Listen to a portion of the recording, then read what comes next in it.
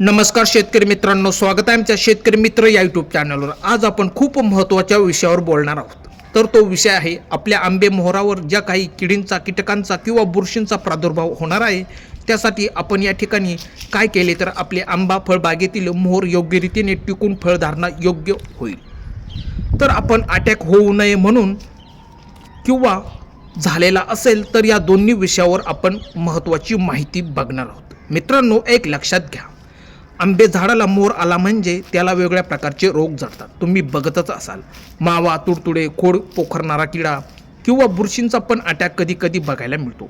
त्यानंतर खूप महत्त्वाचा म्हणजे भुरीचा अटॅक, हा प्रामुख्याने मोठ्या प्रमाणात उद्भवतो। या रोगाला योग्य वेळीच आटोक्यात नाही आणलं तर त्याचा प्रादुर्भाव वाढत गेला तर या ठिकाणी 60 ते 70% या फळबागातून नुकसान होण्याची शक्यता असते। तेव्हा तुम्ही योग्य नियोजन केलेच पाहिजे, तरच आपली शेती एक परवडणारी शेती ठरू शकेल। त्यामुळे चांगला मोहर आला म्हणजे सगळं ठीक आहे असं काही नसतं। त्यासाठी त्याकडे लक्ष देऊन योग्य वेळी फवारण्या कराव्या लागतात। त्यासाठी तुम्ही व्हिडिओ स्किप न करता बघा, आपल्याला सर्व माहिती एकाच व्हिडिओद्वारे समजेल। जर तुम्ही अजूनही चॅनलला जर सबस्क्राईब केलेलं नसेल तर सबस्क्राईब करून व्हिडिओ आवडला तर लाईक, शेअर, कमेंट्स करा।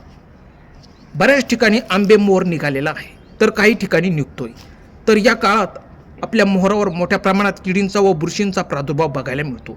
तसं पाहिलं तर आंब्याच्या मोहरावर तुडतुडे यांचा अटॅक झालेला दिसतो, परंतु तुमच्या मोहरावर कोणताही प्रकारचा अटॅक झालेला नसेल तर यावेळेस फवारणी करू नका, कारण मधमाशी ही मध गोळा करण्यासाठी फुलांवर येत असते। परंतु तुम्ही जास्तीत जास्त कीटकनाशकांचा या ठिकाणी फवारण्या केल्या असेल तर मधमाशी ही फुलांवर मध गोळा करण्यासाठी येत नाही, हे लक्षात घ्या।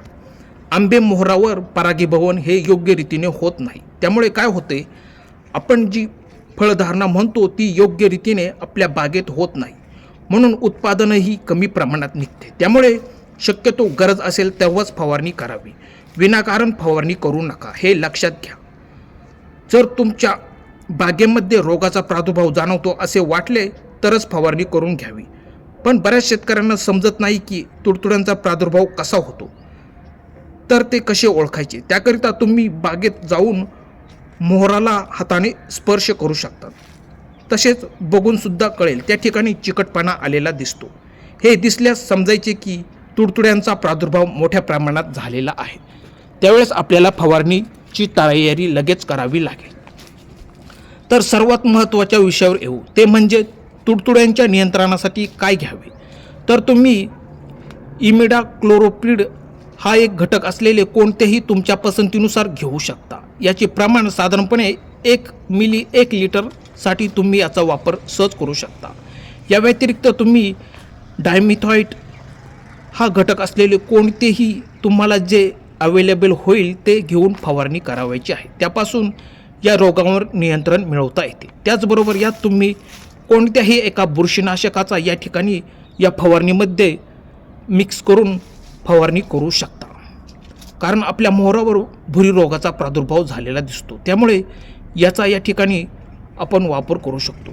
तर तुम्हाला हेक्झाकोनोझोल 5% EC 10 मिली आणि 10 लिटर पाण्यात मिसळून फवारणी करावी लागेल। मित्रांनो, तुम्ही बघू शकता आंबे फळबागाला किती मोठ्या प्रमाणात मोहर आलेला आहे। मित्रांनो, या फळबागेसाठी खूप वेळोवेळी खते, औषधे, फवारणी आणि पाणी यांचे नियोजन केले आहे, तेव्हा ही शेती कुठेतरी अशा प्रमाणात दिसत आहे। तुम्ही बघू शकता खूप बहरलेली ही आंब्याची बाग आहे। मित्रांनो, कसा वाटला व्हिडिओ? आशा करतो की व्हिडिओ आवडला असेल तर लाईक करा, शेअर करा, सबस्क्राईब करा। धन्यवाद शेतकरी मित्रांनो।